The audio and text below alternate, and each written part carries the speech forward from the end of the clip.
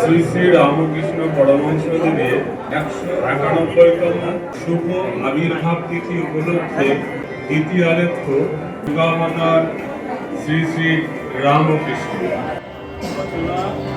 শ্রী অতনু দাস।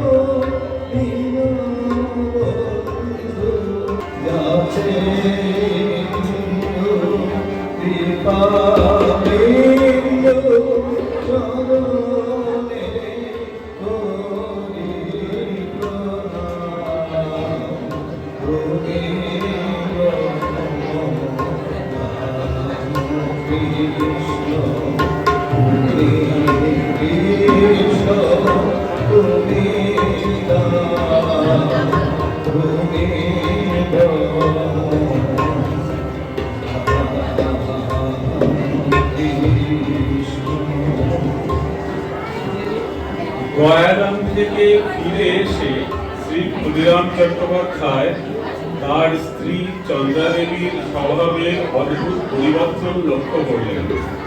তিনি দেখলেন মানবী চন্দ্রা যেন সত্য সত্যই দেবীত্ব পদবীতে আরূঢ়া হয়েছে। কোথা থেকে এক সর্বজনীন প্রেম এসে তার হৃদয় অধিকার করে সংসারের বাসনাময় কোলাহল থেকে তাকে যেন অনেক উঁচুতে রেখেছে।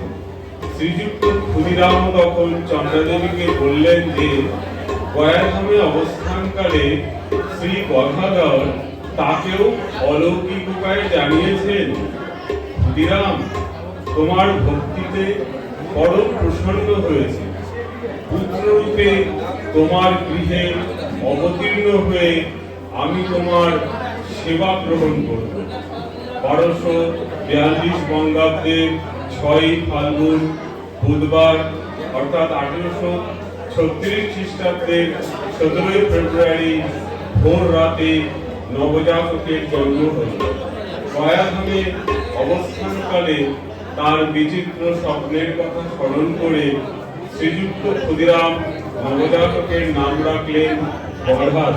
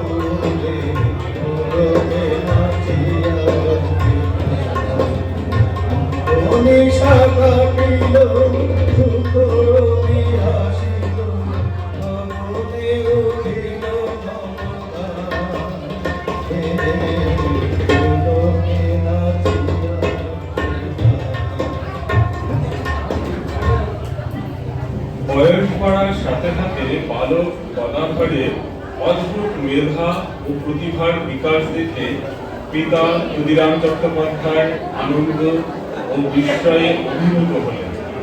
বিদ্যাভ্যাসে অমনোযোগী হলেও গদাধর তার অলৌকিক মেধা ও শ্রুতিধরত্ব গুণে দেবদেবী, স্ত্রোতাদি এবং রামায়ণ, মহাভারত প্রভৃতি থেকে বিবিধ উপাখ্যান শ্রবণ মাত্রেই স্বল্পকালের মধ্যে তা আয়ত্ত করে ফেলতে সক্ষম ছিল। গদাধর তখন সপ্তম অষ্টম বর্ষীয়, তখন থেকেই সে মাঝে মধ্যেই উচ্চ ভাবভূমিতে আরূঢ় হয়ে যেত। কেমন যেন সেই উন্মনা ভাব হয়ে স্থির হয়ে যেত। দেখা যেত সে হয় একইভাবে দাঁড়িয়ে বা বসে রয়েছে, আর তার বক্ষ হয়ে অবিরত নয়নাশ্রু নেমে যাচ্ছে।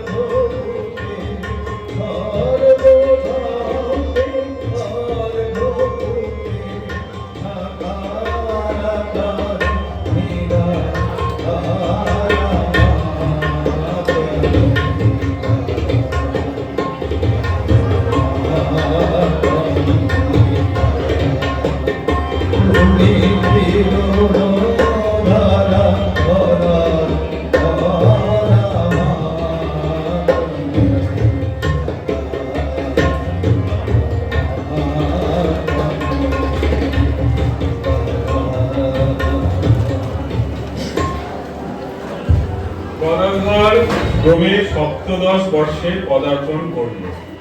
ইতিমধ্যে পিতা শ্রীযুক্ত ক্ষুদিরাম পরলোক গমন করেছেন।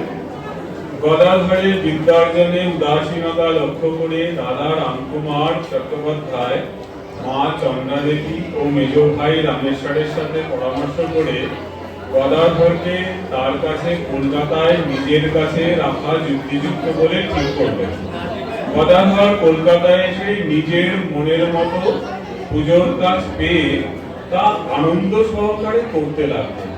ঠাকুরের পুজো একটা দেখবার বিষয় ছিল, যে দেখত সেই মুগ্ধ হয়ে যেত। সেই সময়ে গান গাইতে গাইতে দুই চোখের জলে তার বুক ভেসে যেত। পুজো করার সময়ে ঠাকুরের তেজপুঞ্জ শরীর ও তন্মনস্ক ভাব দেখে আর সব ব্রাহ্মণেরা বলা বলি করতেন, সাক্ষাৎ ব্রাহ্মণদের যেন নরশরীর পরিগ্রহ করে পুজো করতে বসেছে।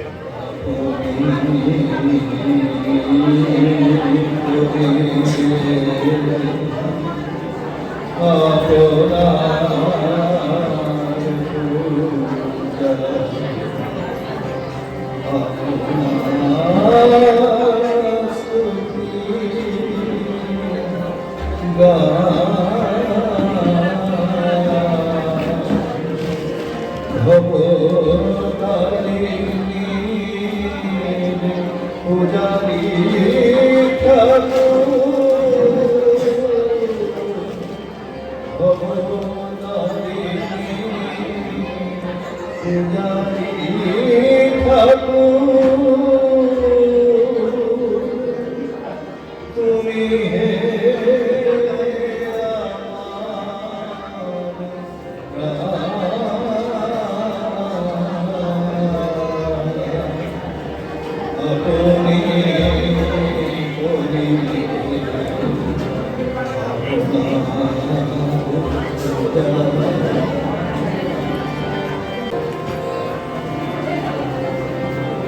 কেহ বলে তুমি সাধক প্রধান, কেহ দেয় তোমায় জগদেবতারি মান, কেহ বলে তুমি সাধক প্রধান, কেহ দেয় তোমায় দেবতারি মান। আমি গৌর দিয়েছি হৃদয়ে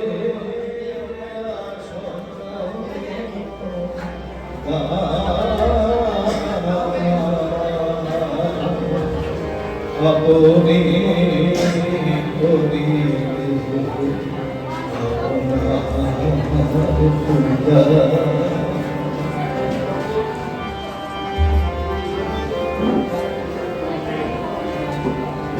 যবে মনে পড়ে করুণার ছবি, পরশুখে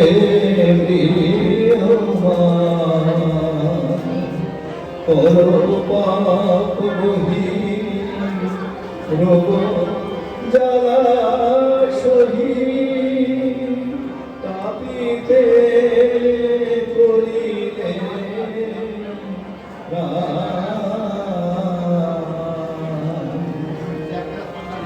দেবকী মানব পরিচয় আজি, প্রেমিকের বলো কি রাখা, দেবকী মানব পরিচয় প্রেমিকের বলো কি বাধা,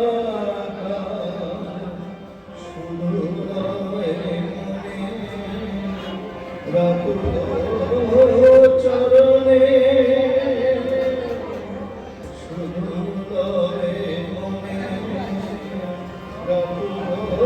চরণে করিতে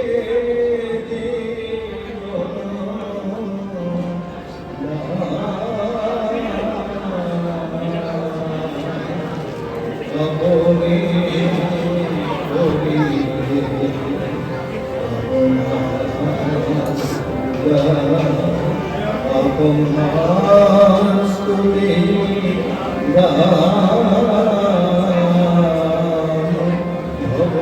ভবতারিণী পূজারী ঠাকুর,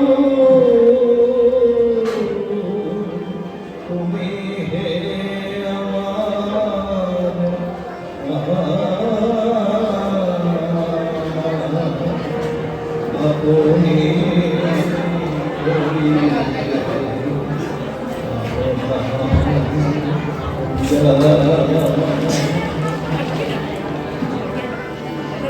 বিবাহের পর কলকাতায় ফিরে কয়েকদিন পুজো করতে না করতেই ঠাকুরের মন ওই কাজে এত তন্ময়ত্ব প্রাপ্ত হলো যে মা, ভাই, স্ত্রী, সংসার, সন্তান প্রভৃতি কামার পুকুরের সকল কথা তার মনের এক নিভৃত কোণে চাপা পড়ে গেল। বরং জগন্মাতাকে সকল সময়ে সকলের মধ্যে কিরূপে দেখতে পাবে এই বিষয়ই তার সকল মন অধিকার করে বসল। দিবারাত্র স্মরণ, মনন, জপ, ধ্যানে তার বক্ষ পুনরায় সর্বক্ষণ নয়নাশ্রু গড়িয়ে গড়িয়ে ধীরে জগন্মাতাকে কেঁদে কেঁদে বলতেন, মা, তা যা হবার পক্ষে শরীর যা, তুই কিন্তু আমাকে ছাড়িসনি, আমায় দেখা দে, কৃপা কর।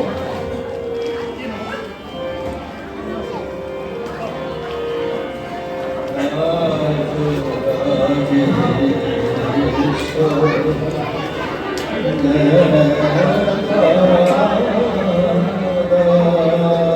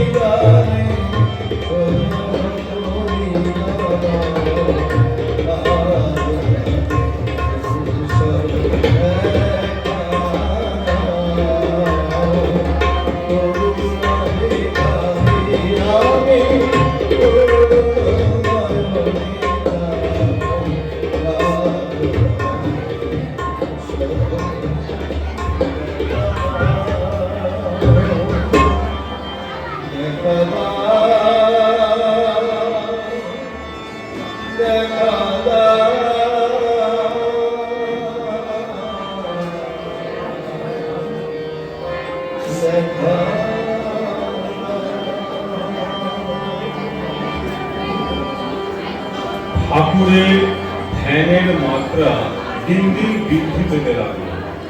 একদিন অত্যধিক মানসিক যন্ত্রণায় অধীর হয়ে ঠাকুর ভাবলেন, তবে আর এই জীবনে আবশ্যক নাই। আত্মবলি দেওয়ার উদ্দেশ্যে মন্দিরের গায়ে লম্বা দড়ি গ্রহণ করবার জন্য ঠাকুর উন্মত্তের ন্যায় ছুটলেন। সহসা জগন্মাতার অপূর্ব দর্শন লাভ করে অজ্ঞান হয়ে পড়ে গেলেন। তিনি দেখলেন ঘর দ্বার মন্দির সব যেন কোথায় লুপ্ত হলো, কোথাও যেন আর কিছুই নেই। এক অসীম অনন্ত চেতন জ্যোতি সমুদ্রের উজ্জ্বল পূর্ণিমালা চারদিক থেকে তর্জন গর্জন করে তাকে গ্রাস করবার জন্য মহাবেগে এগিয়ে আসছে। দেখতে দেখতে উত্তাল তরঙ্গ সমূহ তার উপর আছড়ে পড়ে তাকে এককালে কোথায় যেন ডুবিয়ে দিল। হাবুডুবু খেয়ে তিনি সংজ্ঞাশূন্য হয়ে পড়ে গেলেন। আমায় দে বাবা গো, বাবা গো, মোরে বাবা গো, বাবা গো,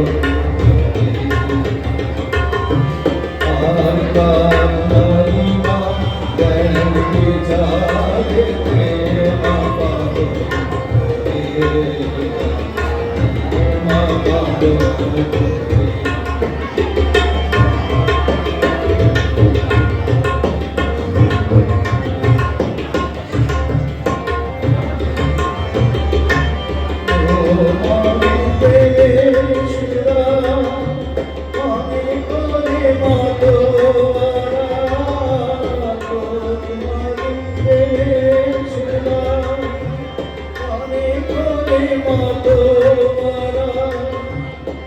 মা ভক্ত চিত্তহারা দুগাও প্রেম সাগরে দুগাও প্রেম সাগরে প্রেম পাগল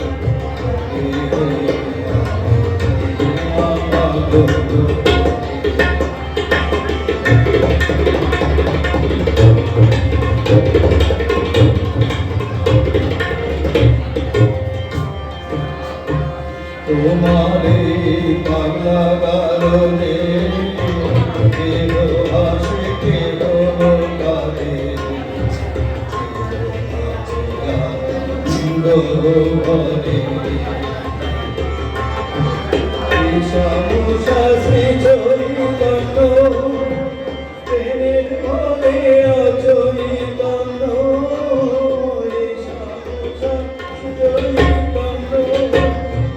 প্রেমের ঘরে অচৈতন্য হায় কবে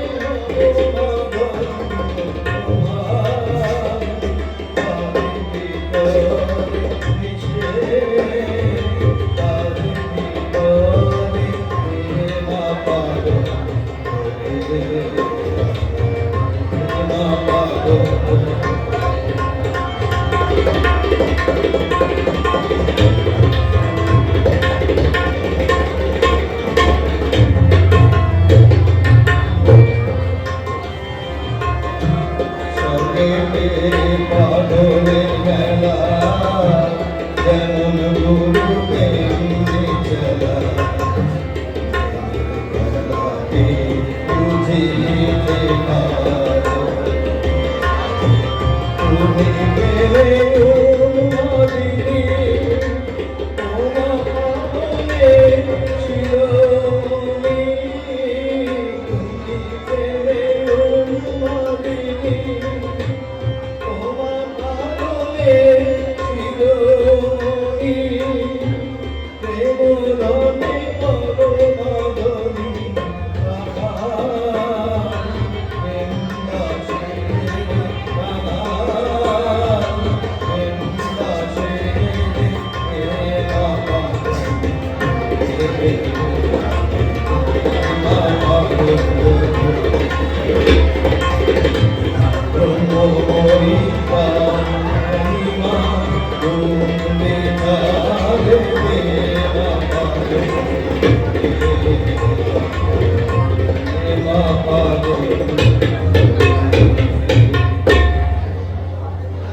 গঙ্গা তীরে দক্ষিণেশ্বরে কালীবাড়ি মা কালীর মন্দির।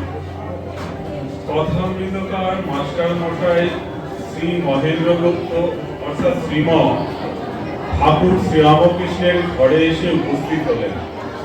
দেখলেন এক ঘর লোক নিস্তব্ধ হয়ে তার কথামৃত পান করছে। ঠাকুর তক্তপোষে বসে পূর্বাশ্র হয়ে সহাস্য বদলে হরি কথা বলছেন। ভক্তরা মেঝে বসে আছেন, মাস্টার দাঁড়িয়ে মুখবাক হয়ে দেখছেন। তার বোধ হলো যেন সাক্ষাৎ সুখদেব ভগবত কথা বলছেন, আর সর্বতীর্থের সমাগম যেন সেখানেই হয়েছে। মাস্টার প্রশ্ন করেন, সংসারে কিরকম করে থাকতে হবে? ঠাকুর বললেন, সব কাজ করবে, কিন্তু মন ঈশ্বরেতে রাখবে। তেল হাতে মেখে তবে কাটাল ভাঙতে হয়, তা না হলে আঠা হাতে জড়িয়ে যায়। ঈশ্বরে ভক্তিরূপ তেল লাভ করে সংসারের কাজে হাত দিতে হয়। সংসার জল, আর মনটি যেন দুধ। যদি জলে ফেলে রাখো তাহলে দুধে জলে মিশে এক হয়ে যায়। খাঁটি দুধ পাওয়া যায় না। দুধকে দই পেতে মাখন তুলে যদি জলে রাখা যায় তাহলে ভাসে। তাই নির্জনে সাধনা দ্বারা আগে জ্ঞান ভক্তিরূপ মাখন লাভ করবে। সেই মাখন সংসার জলে ফেলে রাখলেও মিশবে না, ভেসে থাকবে। সঙ্গে সঙ্গে বিচার করা খুব দরকার। কামনি কাঞ্চন অনিত্য, ঈশ্বরই একমাত্র বস্তু। টাকায় কি হয়? ভাত হয়, ডাল হয়, কাপড় হয়, থাকবার জায়গা হয়, এই পর্যন্ত। ভগবান লাভ হয় না। তাই টাকা জীবনের উদ্দেশ্য হতে পারে না।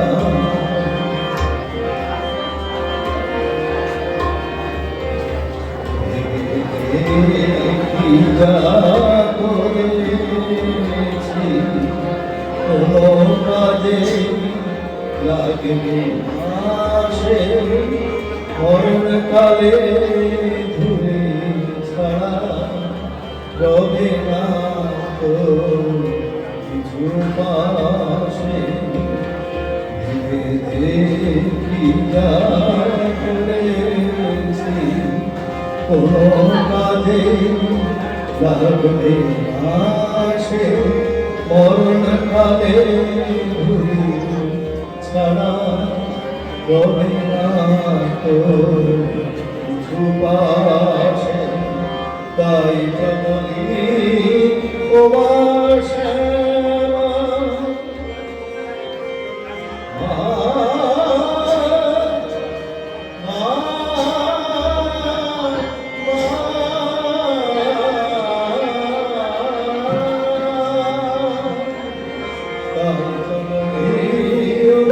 শ্যামা আমায় চরণ ছাড়া পরিষেবা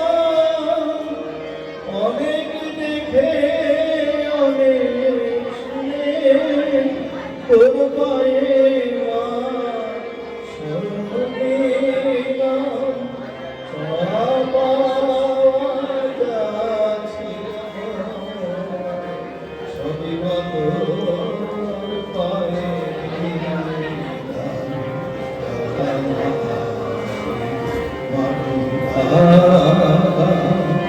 আজকে মন্ত্র নিলাম চাপা যাচ্ছিল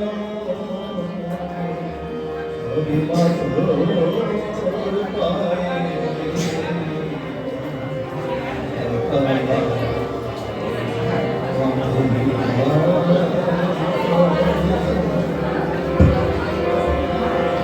মাস্টার আবার আরেকদিন জিজ্ঞাসা করলেন, ঈশ্বরকে কি অবস্থাতে তাকে দর্শন করে? শ্রীরামকৃষ্ণ বললেন, খুব ব্যাকুল হয়ে কাঁদলে তাকে দেখা যায়। বাপ ছেলের জন্য লোকে এক ঘটি কাঁদে, টাকার জন্য লোকে কেঁদে ভাসিয়ে দেয়, কিন্তু ঈশ্বরের জন্য কে কাঁদছে? টাকার মতো ডাকতে হয়। ব্যাকুলতা হলেই অরুণ উদয় হলো, তারপর সূর্য দেখা দিবেন। ব্যাকুলতার পরই ঈশ্বর দর্শন। তিন তার একত্র হলে তবে তিনি দেখা দেন। বিষয়ের উপর, মায়ের সন্তানের উপর, আর সতীর পতির উপর টান। এই তিন টান যদি কারো একসঙ্গে হয়, সেই টানের জোরে ঈশ্বরকে লাভ করতে পারে। প্রতি শোনাবো রাম কৃষ্ণের গুণা। কেমন কেমন ভালোবাসে বলে দেখা ভগবান। কেমন ভালোবাসে বলে দেখা ভগবান। শোনাবো রাম কৃষ্ণের গুণা।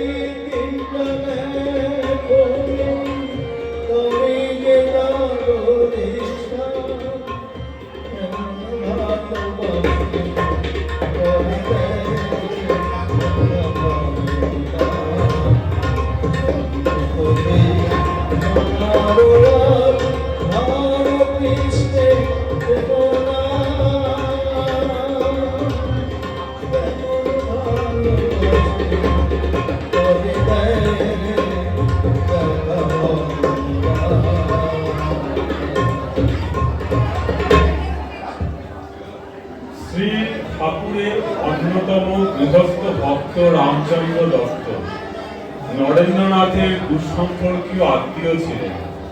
তিনি একদিন নরেন্দ্রনাথকে বললেন, যদি ধর্মলাভ করতেই তোমার যথার্থ বাসনা হয়ে থাকে তাহলে ব্রাহ্ম সমাজ প্রভৃতি স্থানে ঘুরে না বেরিয়ে দক্ষিণেশ্বরে ঠাকুরের কাছে চলো।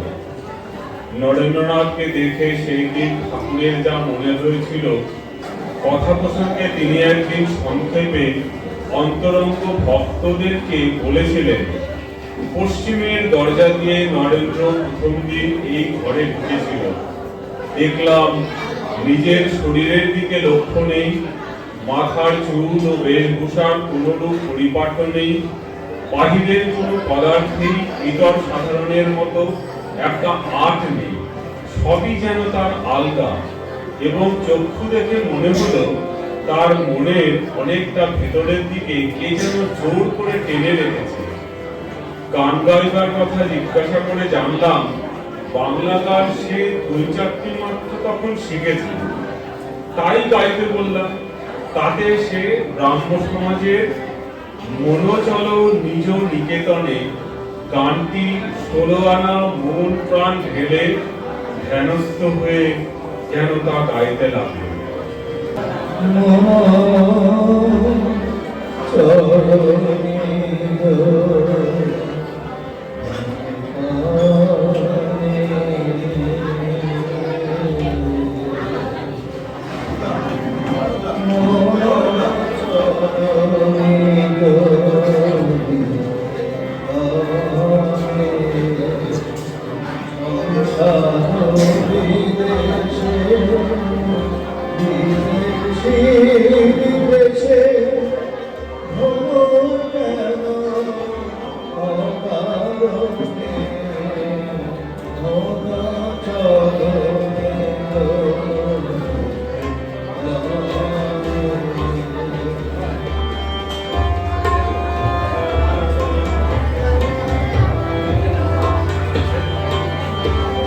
বিষয় পঞ্চক আর ভূতগণ সবই মোর দেহ নয় আপন। বিষয় পঞ্চক আর ভূতগণ সবই মোর দেহ নয় আপন। পরতে কেন হয়ে আছে তোর, পরতে কেন হয়ে আছে তোর, ভুলিছ আপন প্রাণে।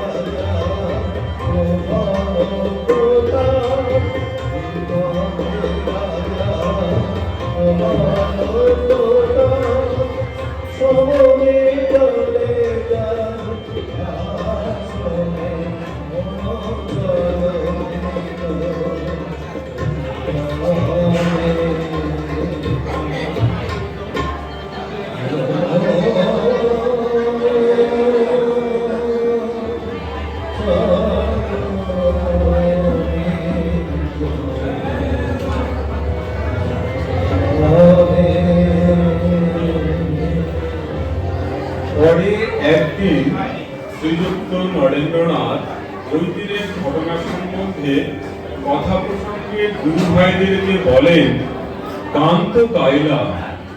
তারপরে ঠাকুর হঠাৎ উঠে আমার হাত ধরে তার ঘরের উত্তরে যে বারান্দা আছে সেখানে নিয়ে গেলেন। সহসা আমার হাত ধরে দরদরিত ধারে আনন্দাশ্রু বিসর্জন করতে লাগলেন। এবং পূর্ব পরিচিতের ন্যায় আমাকে পরম স্নেহে সম্বোধন করে বলতে লাগলেন, এতদিন পরে আসতে হয়, আমি তোমার জন্য কিরূপে প্রতীক্ষা করে রয়েছি তা একবার ভাবতে নেই, ইত্যাদি কত কথা বলেন ও কাঁদতে থাকলেন। পরক্ষণেই আবার আমার সম্মুখে করজোড়ে দাঁড়িয়ে দেবতার ন্যায় আমার প্রতি সম্মান প্রদর্শন পূর্বক বলতে লাগলেন, জানি আমি প্রভু, তুমি সেই পুরাতন ঋষি নররূপী নারায়ণ, জীবের দুর্গতি নিবারণ করতে পুনরায় শরীর ধারণ করেছ। বলো বলো, তুমি শীঘ্র একদিন এখানে আমার নিকটে একাকী আসবে?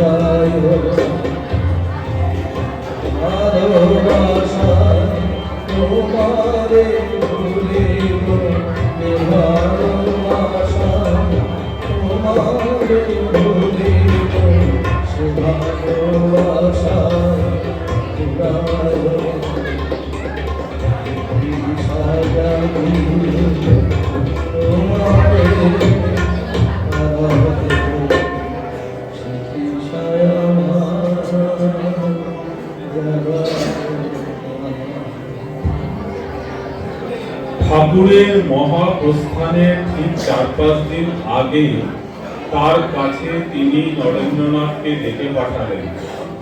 তখন ঠাকুরের শয়নকক্ষে আর দ্বিতীয় কোনো ব্যক্তি ছিল না। তিনি নরেন্দ্রনাথকে তার সামনে বসিয়ে তার দিকে অপলক নেত্রে কিছুক্ষণ তাকিয়ে সমাধিস্থ হয়ে পড়লেন। নরেন্দ্রনাথ অনুভব করলেন যেন এক প্রবল তড়িৎ প্রবাহ তার দেহের মধ্যে প্রবেশ করছে। ক্ষণকালের মধ্যেই তার বাহ্য চেতনা বিলুপ্ত হল। যখন প্রকৃতিস্থ হলেন তখন দেখলেন ঠাকুর অশ্রু বিসর্জন করছেন।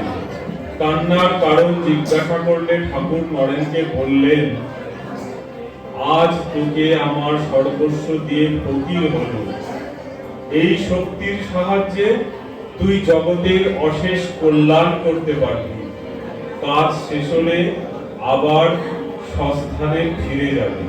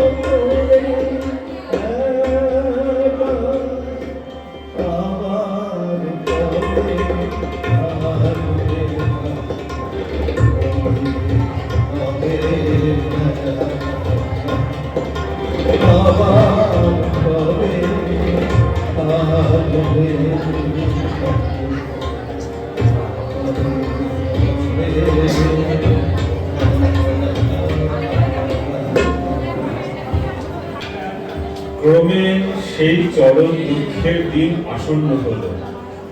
1293 বঙ্গাব্দ রবিবার শ্রাবণ সংক্রান্তি। ঠাকুরের ব্যাধির যন্ত্রণা আজ চরমে উঠেছে। যন্ত্রণায় তিনি ছটফট করছেন। গিরিশচন্দ্র ঘোষের ভাই অতুল কৃষ্ণ নাড়ি পরীক্ষা করে প্রমাণ করলেন। অবস্থা খুবই সংকটজনক বলে ঘোষণা করে সকলকে প্রস্তুত থাকতে বললেন। রাত্রি দ্বীপ্রহরের পর সেবকেরা তাকে বালিশে ঠেসান দিয়ে বসিয়ে দিলে তিনি এক বাটি মন্ড অক্লেশে পান করলেন। ঠাকুর এরপর বললেন, বেশ ভালো বোধ করছে। নরেন্দ্রনাথ ঠাকুরকে এবার নিদ্রা যেতে বললেন। এই কথার পরই ঠাকুর স্পষ্টভাবে 3 বার কালীনাম উচ্চারণ করে ধীরে ধীরে শুয়ে পড়লেন। রাত 1:02। সহসা বিদ্যুৎ প্রবাহের মতো পুলকে ঠাকুরের সর্বাঙ্গ রোমাঞ্চিত হয়ে উঠল। চোখগুলো স্থির, নাসিকাগ্রে নিবদ্ধ দৃষ্টি, অভূতপূর্ব এক দিব্যকান্তি ঠাকুরের সর্বদেহে ফুটে উঠল।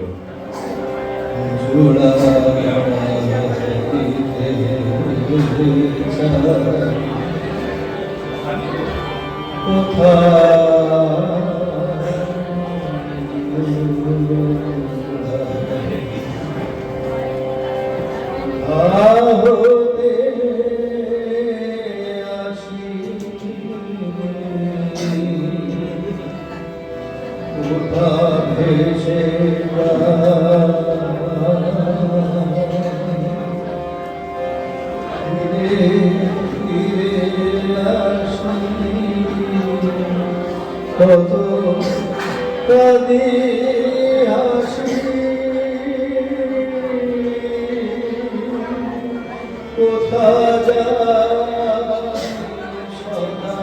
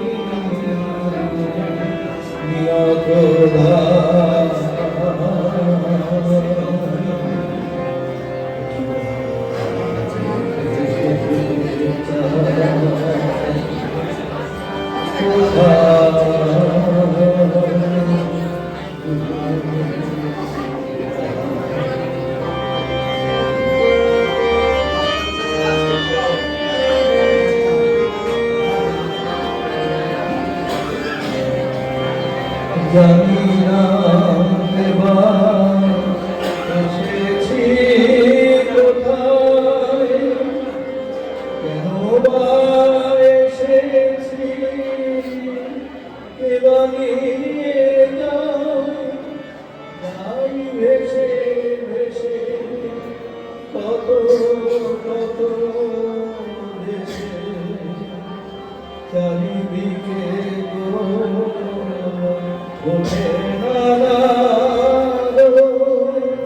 কত আসে যায় হাসে কাঁদে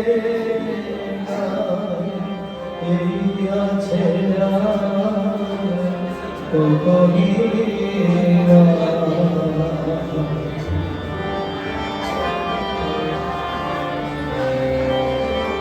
কি কাজে এসেছি কি কাজে গেল জানে কেমন কি খেলা হলো প্রবাহের বাড়ি বলিতে কি পারি প্রবাহের বাড়ি বলিতে কি পারি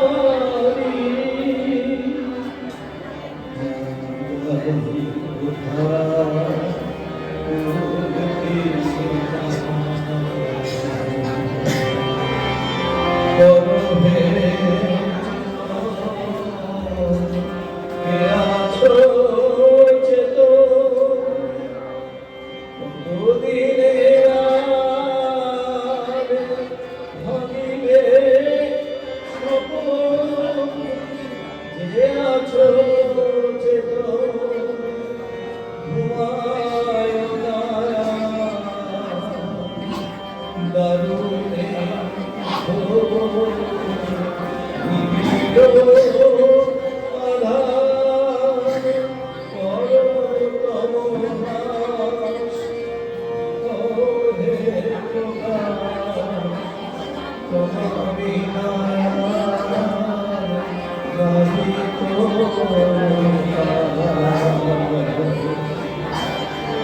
তবু পদে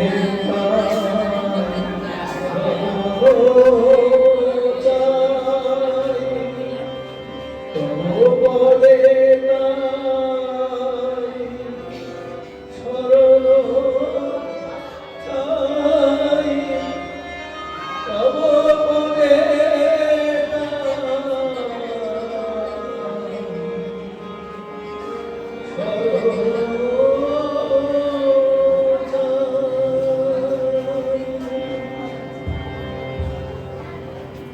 শেষ হলো ঠাকুর শ্রী শ্রী রামকৃষ্ণ পরমহংসদেবের 191তম শুভ আবির্ভাব তিথি উপলক্ষে গীতিয়ালেখ্য অবতার বরিষ্ঠ যুগাবতার শ্রী শ্রী রামকৃষ্ণ। ওম নিরঞ্জনম নিত্যানন্তরূপম ভক্তানুকম্পাদিত বিগ্রহং বৈ ঈশাবতরং পরমেশ্বমিড্ডং তং রামকৃষ্ণং শিরসা নমামি। অসংখ্য সাধুবাদ। যুগাবতার শ্রীরামকৃষ্ণ গীতিয়ালেখ্যটি ডক্টর প্রবীর মিশ্র, সঙ্গীতে এবং ভাষ্যে প্রদীপ মিস্ত্রি। ডক্টর প্রবীর মিশ্রের একটি অন্য পরিচিতি আছে, সঙ্গীত তার সঙ্গীত সাধক, সঙ্গীত চর্চা, তার প্রতিফলন আপনারা দেখলেন আজকে এবং আগেও নানা অনুষ্ঠানে আপনারা দেখেছেন। এছাড়াও উনি পেশায় চিকিৎসক এবং আমাদের শুধু ভারতে নয়, ভারতের বাইরেও উনি চিকিৎসা করতে যান। আর প্রদীপ মিস্ত্রির আরেকটি পরিচয় রয়েছে। প্রদীপ মিস্ত্রি কেন্দ্রীয় সরকারের দপ্তরে রয়েছেন। আমাদের মেট্রো রেলের যিনি প্রিন্সিপাল ইঞ্জিনিয়ার বা চিফ ইঞ্জিনিয়ার, তার প্রাইভেট সেক্রেটারি। তো আপনারা এনাদের অনুষ্ঠান আগেও দেখেছেন। কখনো ডক্টর প্রবীর মিশ্রকে অতনু দাসের সঙ্গে করতে, আবার কখনো প্রদীপ মিস্ত্রির সঙ্গে করতে। তো আজকে দুজনকে পেয়ে আমরা সত্যি আপ্লুত এবং ভক্তরা নিশ্চয়ই এই সুন্দর একটি গীতালেখ্যের অনুষ্ঠান তারাও উপভোগ করলেন এবং সেই সঙ্গে তারা তাদের ভক্তি অঞ্জলি শিল্পীরা আজকে শ্রীরামকৃষ্ণদেবের জন্মতিথিতে শুভ আবির্ভাব তিথিতে তারা